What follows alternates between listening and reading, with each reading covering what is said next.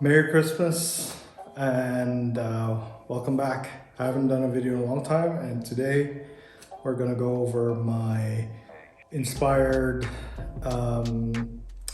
Australian AR15 setups. So why did I go with Australian or with the SAS or 2nd Commando setup? Because in my opinion, it's just pure sex appeal. And the look of the Troy rail is just relatively unique. So without further ado, let's go into the build. Let me put it like this. Because I'm in Austria and we have limited parts availability, it is rather difficult to source correct specific parts for certain builds.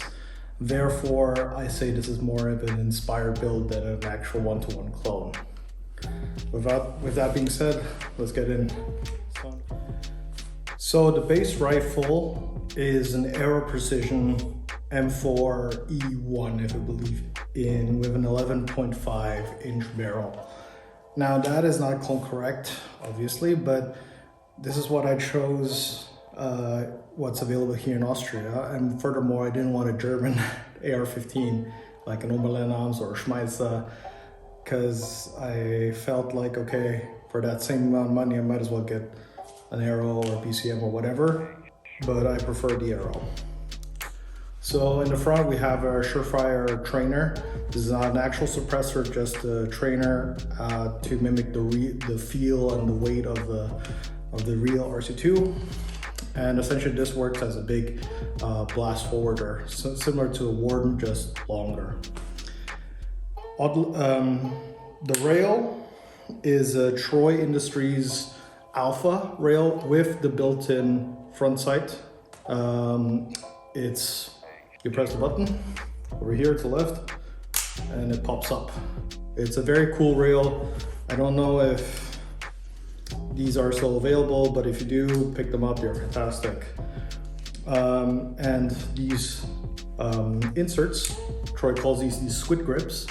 You can adjust them, you can take them out, and you can put them in any of the holes that are here. And this was one of the first really modular rails. You can take a real little rail segment and put it anywhere you want to. I forgo a foregrip on this and decided just to run an enforced light on the left, and not clone correct, but still cool. It's a Somo NGAL, and I can activate everything with my phone. The white light as well as the NGAL.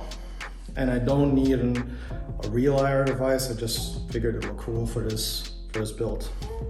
Further on, we move down. We have a Magpul sling mount, and I just used the HQ hooks with this. And this is a buddy of mine in Tirol who makes these. 06 Gear, if I'm not mistaken, his Instagram. Very cool guy. I played with him airsoft a bit, but he makes some good stuff, and this is definitely probably my favorite sling for now. To the optic setup, I have a eotech and a G33 magnifier, and also I have a Troy Industries backup iron sight. So in case the optic goes down, I can still use the irons with this particular setup.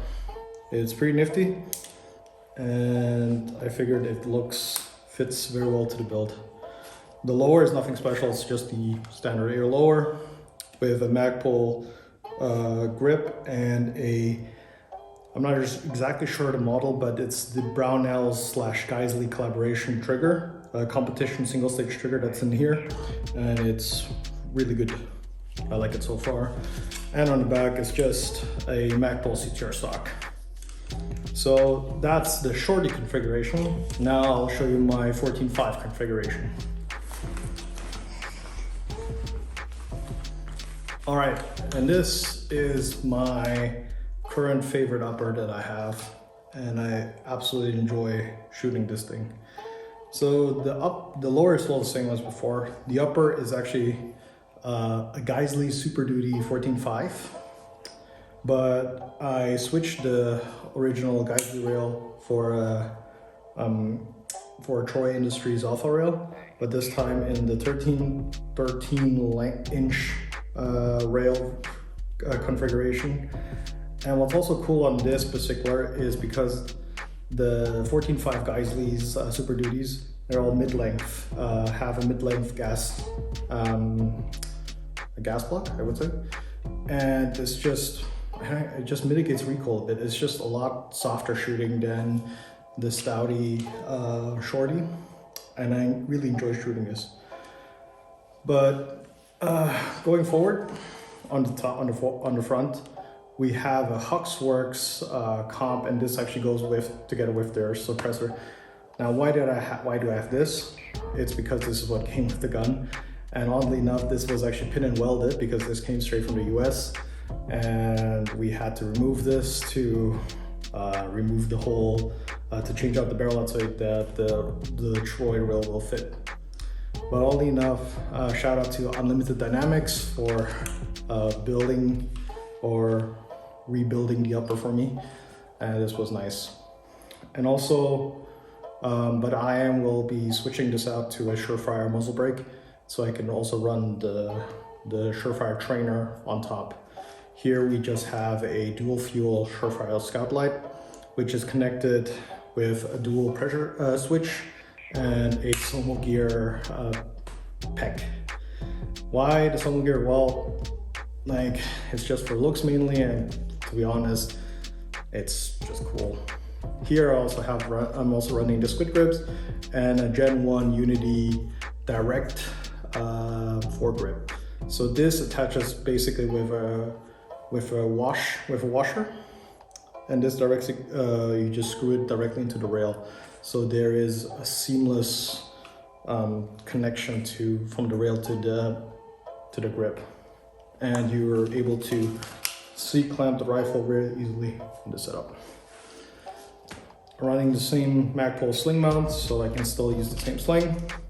And the optic is an Elcan Spectre DR. I absolutely love this optic. And original, or if it's clone specific, it would have been in black, but I got a tan one instead because this was a very good deal that I got from a friend of mine. Won't disclose his name, but shout out, you know who you are. And yeah, the same setup, and this is a truly fantastic gun. I really do love it.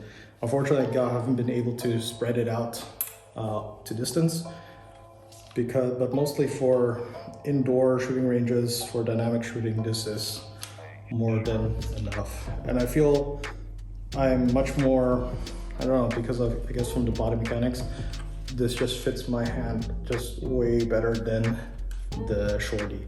I do like the Shorty, it just looks cool, but I prefer the 14.5.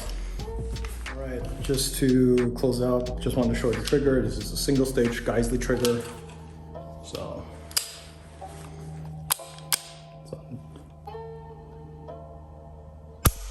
very clean, very crisp. And the reset,